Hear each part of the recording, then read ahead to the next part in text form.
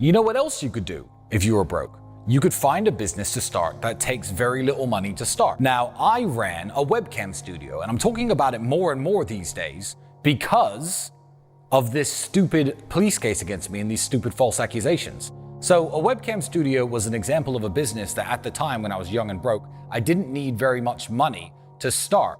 I had the expertise into how all the websites worked, and how to build social media profiles. The girls were obviously pretty. You needed a laptop and a webcam and a keyboard, and that's all you really needed to get started. And you could make thousands of dollars per week that way. And then you could scale your business from there.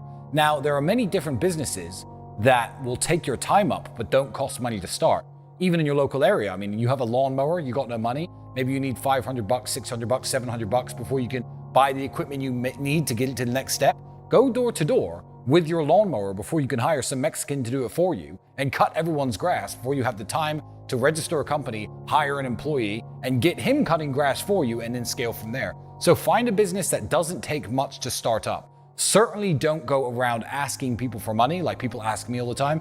Hey Tate, I'm broke, but I've got this business idea. I need 50 grand. If you're good at business and you have a good business mind, you will find a business that you can do without begging me for money, because I'm never going to see that 50 grand again.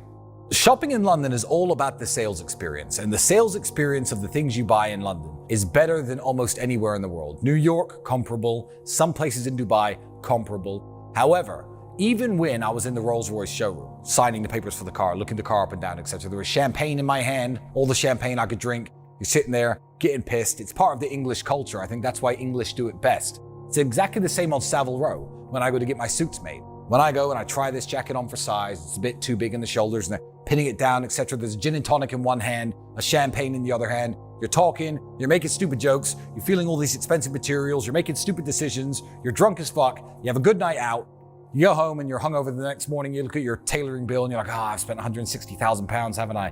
However, it's totally worth it. The shopping experience for the most expensive things in the world is not just about picking up the item. Procuring the item is secondary. And it should be the same. London's getting dangerous nowadays, but even if you go into a Patek Philippe shop and you've ordered this watch, obviously, you would have had to order it in advance and it's ready and you go in there to pick it up. It's, oh, hello, Mr. Tate, how are you? Please take a seat. Would you like a glass of champagne? Even when Andrew goes into Armani, for example, because he's such a well-known customer, it's, oh, hi guys, how are you? You sit down, here's some booze, not for Andrew because he doesn't drink, and let me bring all the things in your size that I think you'll like.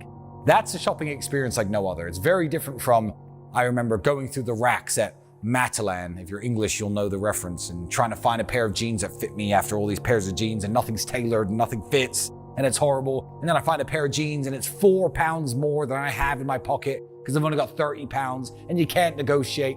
Shopping sucks unless you're a millionaire.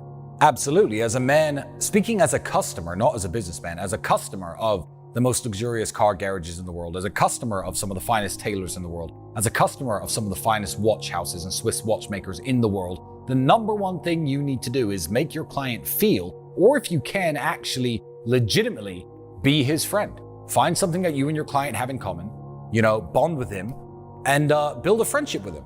There's a reason I will not cheat on my tailor. And it's not because of the specific tailoring house, which I quite like, but Savile Row's filled with a bunch of tailoring houses who could, after a few runs, make me things that I'm perfectly happy with, I'm sure. But it's the people. It's the people in that store who I like and respect. That's why I will not leave.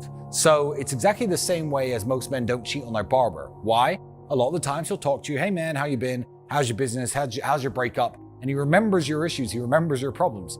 Be friends with your customers if you're doing anything that's high ticket and anything that's expensive. If you've become an integral part of a man's business, say you're in charge of his newspaper advertising, whatever it is, if it's a big client of yours and you are important to him, make sure you build that friendship. The only time that's not necessary is if you're selling ashtrays online and emailing people to see if they want some cheap consumer product. But besides that, friendship is the way.